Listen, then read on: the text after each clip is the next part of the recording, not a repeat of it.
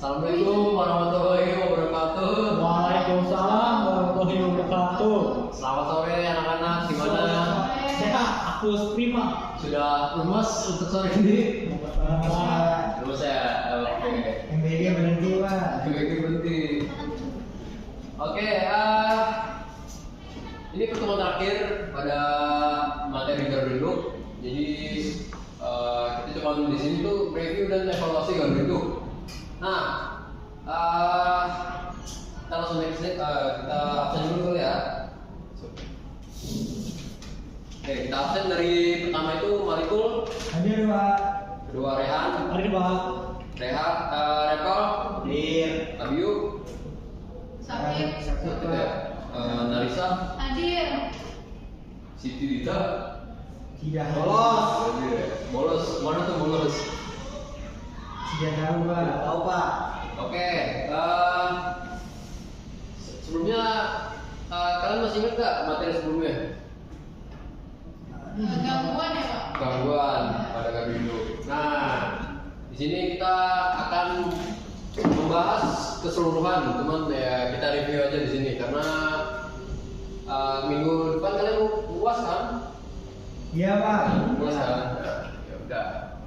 Oke, ini untuk tujuan pembelajarannya saya langsung baca aja. Yang pertama menjelaskan kembali pengertian fungsi dan klasifikasi gardu induk. Itu materi pertemuan 1 dan 2. Untuk kedua, mengidentifikasi kembali peralatan utama dan komponen gardu induk. Materi pertemuan 3 dan 4. Menjelaskan kembali fungsi ruang kontrol dan sistem proteksi gardu induk. Materi pertemuan 5 dan 6.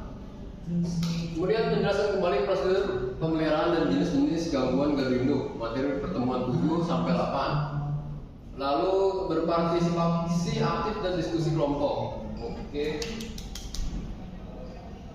Next, ini kalian masih ingat gak nih materi-materi ini? Ada pengertian, ada klasifikasi, peralatan, komponen, ruang kontrol, sistem proteksi, pemeliharaan, pengoperasian, dan gangguan pada gardu induk. Ada yang nyangkut gak? Yang di materi ini ada yang nyangkut banget gak sama kalian gitu? Proteksi pak. Proteksi ya? Ya. Kalau boleh tahu kenapa proteksi nyangkut di Saya bahas nilai doang pak. bahasa ini ya? Oke.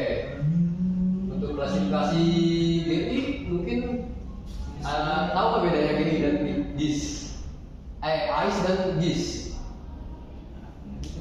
Ais. Iya, AIS dan GIS bedanya apa? Nggak tahu pak. Lupa pak. Dari konstruksinya dia beda sama. Oh Ais tuh yang pakai ini ya pak. Air. Iya, isolasi udara. Ya, air. saudara ya pak. Kalau GIS itu dia pakai gas. Nah, gasnya masih ingat nggak?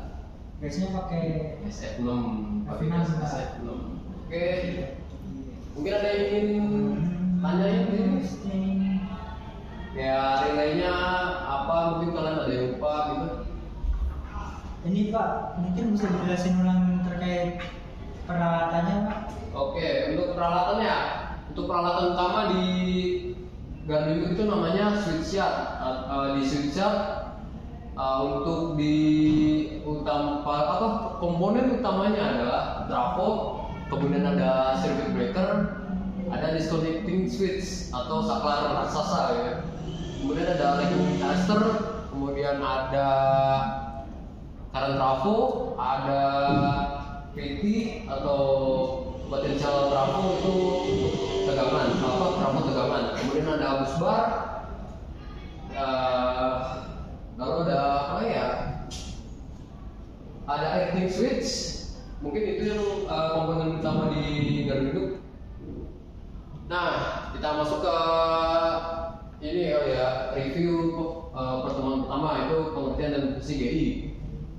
Mungkin bisa dibaca oleh Mas Rehan. Baik pak.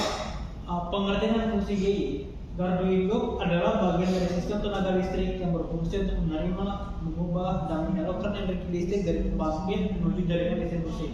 Berfungsinya untuk menaikkan atau menurunkan tegangan pada sistem ketenaga listrikan. Oke, terima kasih Mas Rehan. Baik pak. Nah, itu untuk definisi dan fungsi GI. Kalian harus ingat ya, nanti biar UAS kalian tuh nilainya bagus. Amin. Amin. Nah, kemudian ada klasifikasi GI, itu berdasarkan tegangan. Yang pertama itu ada GTED, itu tegangannya 275 kV dan 500 kV. Untuk di Indonesia segitu tegangannya. Kemudian ada GI, itu ada 70 kV dan 150 kV. Lalu berdasarkan konstruksi, nah ini yang dibedakan tadi AIS, dia isolasinya dari udara, kemudian di situ dari gas SF6. Nah, kemudian ada peralatan utama GI. Nah ini Mas Malikul tadi yang kamu tanya ke Bapak. Ini ada peralatannya, ada trafo tenaga atau power trafo atau trafo daya itu untuk menaikkan dan menurunkan tegangan. Kemudian ada circuit breaker untuk memutus arus saat ada gangguan. Kemudian ada disconnecting switch atau DS, itu seperti saklar fungsinya ya, isolasi peralatan saat pemeliharaan. Kemudian ada LE, proteksi dari samaran petir. Lalu ada CT, tadi saya sudah jelaskan, itu untuk sensor arus agar arusnya itu bisa dibaca oleh relay dan metering. Kemudian ada potential transformer, itu sensor tegangan untuk relay dan metering juga. Lalu ada bus bar atau rel penghubung antar peralatan. Oke. Untuk pertemuan 4 itu ada komponen sipil dan mekanikal. Nah, yang komponen sipil itu ada fondasi, ada kalau di IG itu ada fondasinya untuk peralatan utama, lalu ada pagar, lalu ada kabel tray, ada panel kubikel untuk sistem 20 kV-nya di ruang kontrol, kemudian ada gedung kontrol juga itu untuk itu komponen sipilnya. Lalu kemudian ada sistem pendingin dan sistem grounding. Sampai sini ada yang bisa ditanyakan ini? Tidak ada Pak. Tidak ada ya. Oke, untuk pertemuan 5 kita mereview ruang kontrol. Ruang kontrol itu pusat kendali operasi di gardu hidupnya. Terus ada itu fungsinya untuk monitoring dan kontrol jarak jauh. Kemudian ada relay panel. Relay panel itu tempat relay terpasang. Kemudian ada sistem komunikasi kemudian ada sistem komunikasi di dalam sebuah ruang kontrol itu. Nah, ruang sistem komunikasinya itu menggunakan kabel fiber optik atau power line carrier, atau bisa juga menggunakan gelombang radio. Nah, kemudian ada UPS itu untuk sumber daya cadangan saat PLN padam. Kemudian ada metering panel itu mengukur arus, ada mengukur tegangan, ada pospi, ada daya reaktif, ada daya reaktif, daya aktif gitu yang dibaca di metering panel. Kemudian untuk pertemuan 6 sistem proteksi. Nah ini tadi Mas Malikul nanya, ini yang paling nangkep ya di kepala Mas Malikul. Nah yang pertama itu ada OCR atau overcurrent relay, itu untuk deteksi arus lebih. Lalu kemudian ada DFR atau ground fault relay, deteksi gangguan ke tanah. Lalu kemudian ada different relay atau DR, itu untuk proteksi trafo dari indikator itu dari arus masuknya harus sama dengan arus keluar. Kalau nggak sama dia bakal nge-trip. CB itu bakal nge-trip. Kemudian ada UFR atau under frequency relay, itu mendeteksi frekuensi di bawah 49 Hz. Kemudian ada OVR atau over voltage relay untuk mendeteksi tegangan lebih. Kemudian ada RF untuk proteksi trafo terhadap gangguan tanah. Sampai sini mungkin ada yang ingin ditanyakan? Kita review saja ya, nggak usah materi Pak, terlalu kalau dalam. radio, sistem komunikasi pakai radio itu berarti wireless ya Pak? Iya, benar Malikul. Jadi radio itu dia menggunakan gelombang radio untuk berkomunikasi antara gardu induk. Kalau misalnya ini itu terpakai jika gardu induk itu di sebuah daerah yang yang mungkin sulit dijangkau, medannya sulit. Jadi kabel fiber optik itu rada sulit lah dipasangin di gardu induk yang medannya sulit. Jadi dia menggunakan radio untuk berkomunikasi antar operator gardu induk ke gardu induk yang lain. Jawab boleh? Jawab Pak, terima kasih Pak. Oke. Kemudian ada pemeliharaan dan pengoperasian. Itu pemeliharaan rutin rutin untuk pemeliharaannya, ada inspeksi harian, mingguan, dan bulanan. Kemudian ada pemeliharaan prediktif berdasarkan kondisi peralatan. Lalu kemudian ada SOP pengoperasian, kemarin kita belajar, itu ada manuver di sebuah gardu induk, ada urutan-urutan langkah cara switching di gardu induk. Kemudian ada pencatatan log itu kalau misalnya ada dokumentasi setiap pemeliharaan. Kemudian ada K3 listriknya di GI, kemudian ada koordinasi dengan distributor. Nah, pertemuan kemarin ini kita bahas gangguan pada gardu induk. Nah, kemarin masih ingat nggak gangguan itu ada berapa? Faktornya ada berapa? Ada dua. ya.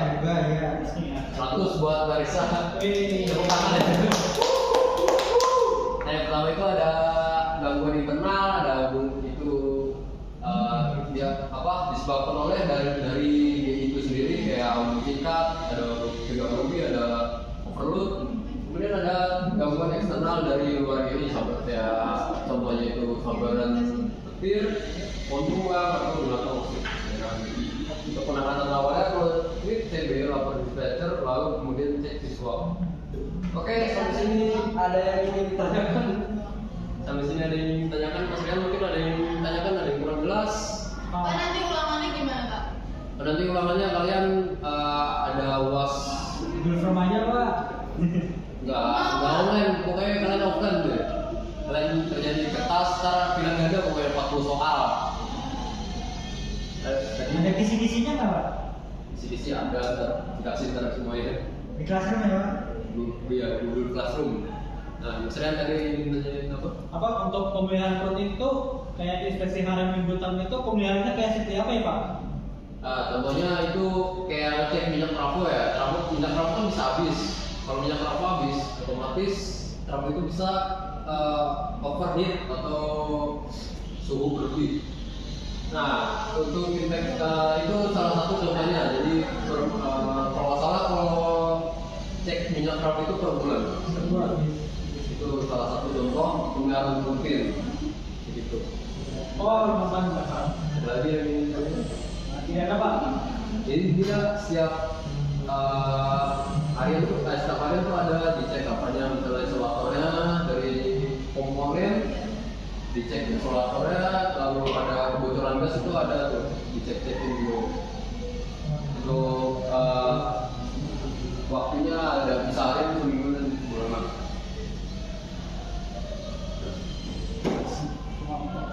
Ini gak usah diskusi lah. Nah, sebelum Bapak menutup, mungkin ada yang tanya lagi kan nih untuk kalian yang masih bingung atau masih kurang jelas supaya kalian ntar nilai bagus UAS gitu. Pak, katanya mau nanya, Pak. Kenapa? Libur kapan, Pak? Oke, setelah kalian UAS lah, saat kami rapat tuh. Pak, berarti nanti ulangannya offline ya, Pak? Ulangannya offline bener. Ulangannya pilihan ganda 40 soal, 35 menit. Oke, nggak boleh bawa apa ya? Pas bos nggak boleh bawa apa? Katanya open AI, Pak. Enggak ada. Namanya UAS ya nggak boleh. Ada lagi yang ingin ditanyakan? Kalian ngobrol sendiri. Ada yang masih bingung kali? Nggak ada, Pak. Aman. Ada yang aman ya? Aman ya? Aman ya Allah, Pak. Oke. Nah, Bapak harap ini pertemuan terakhir materi. Bapak harap kalian bisa mengerjakan UAS dengan baik supaya nilai kalian bagus. Lalu kalian lulus, dapat nilai bagus, dapat kerjaan bagus, bisa dikatakan. Di situ nikah, Pak. Oh, mereka mau nikah nih. Waduh, banyak apa, Pak? Belum ada capeknya, belum ada duitnya. Pokoknya sukses ya buat kalian UAS. Semoga Bapak doakan kalian yang terbaik lah untuk Amin. UAS kalian. Oke, Bapak rasa sekian. Terima kasih atas satu semester ini sudah menemani, sudah mau mendengar tertawa, sudah belajar. Oke, terima kasih.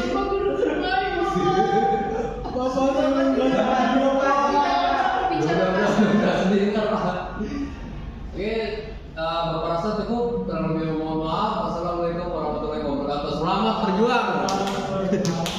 Ya. Sukses. Sukses.